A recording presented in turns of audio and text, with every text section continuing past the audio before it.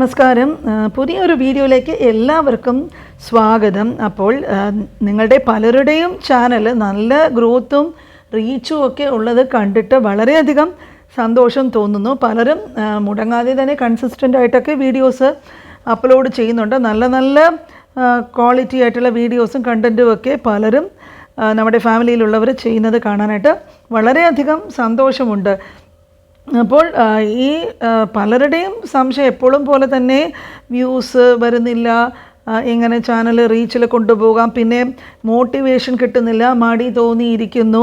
അപ്പോൾ ഇടയ്ക്കിടയ്ക്ക് ഒരു മോട്ടിവേഷണൽ വീഡിയോ വേണം എന്നുള്ളത് പലരും ചോദിക്കാറുണ്ട്. അപ്പോൾ നമ്മൾ കൂടുതലും ഈ യൂട്യൂബിൻ്റെ അപ്ഡേറ്റ്സും കാര്യങ്ങളൊക്കെയാണ് പല വീഡിയോസും കുറച്ച് ദിവസങ്ങളായിട്ട് ഷെയർ ചെയ്യുന്നത്. അതുകൊണ്ട് ഇന്ന് കുറച്ചൊരു മോട്ടിവേഷണൽ വീഡിയോ ആകാം എന്നുള്ളത് വിചാരിച്ചിട്ടാണ് ഈ വീഡിയോ ഷെയർ ചെയ്യുന്നത്. അപ്പോൾ എല്ലാവർക്കും പൊതുവേ ഉള്ളൊരു സംശയം വന്നിട്ട് എങ്ങനെ ചാനൽ റീച്ചിലെത്തിക്കാം. ഇതിനു മുമ്പും ഈ വിഷയത്തിനെക്കുറിച്ച് പല വീഡിയോസ് നമ്മൾ ഒരുപാട് ചർച്ച ചെയ്തു കഴിഞ്ഞു.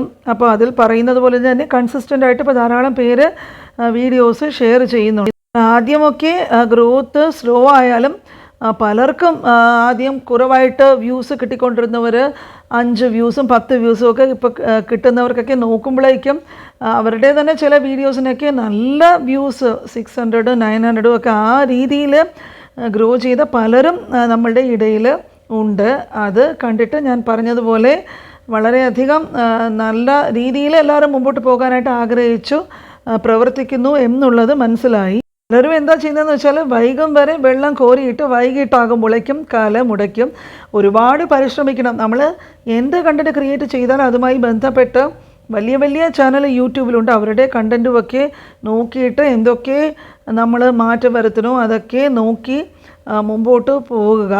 അപ്പോൾ പ്രസൻറ്റേഷൻ അവരെങ്ങനെ ചെയ്യുന്നു അതൊക്കെ ഒന്ന് നോക്കിക്കണ്ട് മനസ്സിലാക്കുക.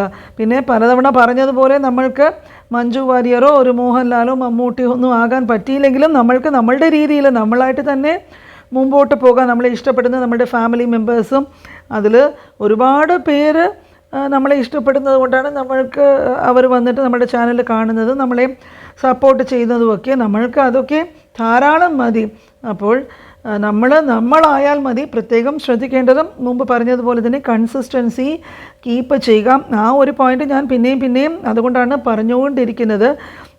കഴിയുന്നതും മാക്സിമം നിങ്ങളെക്കൊണ്ട് പറ്റുന്ന രീതിയിൽ വീഡിയോസ് ഇടുക. എന്തൊക്കെ തിരക്കുകളും ഉണ്ടെങ്കിലും ഗ്യാപ്പ് വിടാതെ തുടർച്ചയായിട്ട് വീഡിയോസ് ഇടാനായിട്ട് സമയം കണ്ടെത്തണം. കുഞ്ഞുങ്ങളൊക്കെ ഉള്ളവർ അവർ ഉറങ്ങുന്ന സമയത്തും നിങ്ങൾ നിങ്ങളുടേതായിട്ടുള്ളൊരു ടൈം ടേബിൾ സെറ്റ് ചെയ്യുക. നമ്മളുടെ ഒരു നിലനിൽപ്പിന് വേണ്ടിയിട്ട് നമ്മൾ ഇങ്ങനെ പലതും ചെയ്യുമ്പോഴേക്കും ഒരു കാലം നോക്കുമ്പോൾ നമ്മൾക്ക് നല്ല രീതിയിൽ നമ്മുടെ ചാനലിന് വേണ്ടിയിട്ട് ഇത്രയൊക്കെ കഷ്ടപ്പെടുമ്പോൾ തീർച്ചയായിട്ടും അതിൽ നിന്ന് നമുക്ക് നല്ലൊരു വളർച്ച തന്നെ പ്രതീക്ഷിക്കാം.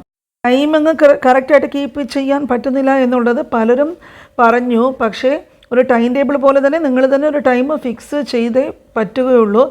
ബ്രേക്ക്ഫാസ്റ്റിൻ്റെ ലഞ്ചിൻ്റെ ഒക്കെ സമയം നോക്കിയിട്ട് നിങ്ങളുടെ വീട്ടമ്മമാരൊക്കെ ആണെങ്കിൽ നിങ്ങളുടെ കുക്കിംഗ് ടൈമൊക്കെ കണക്ക് കൂട്ടി അതൊക്കെ അനുസരിച്ചിട്ട് ആ ഗ്യാപ്പിൽ കിട്ടുന്ന സമയത്ത് കുറച്ച് വീഡിയോസൊക്കെ എടുത്ത് വയ്ക്കുക.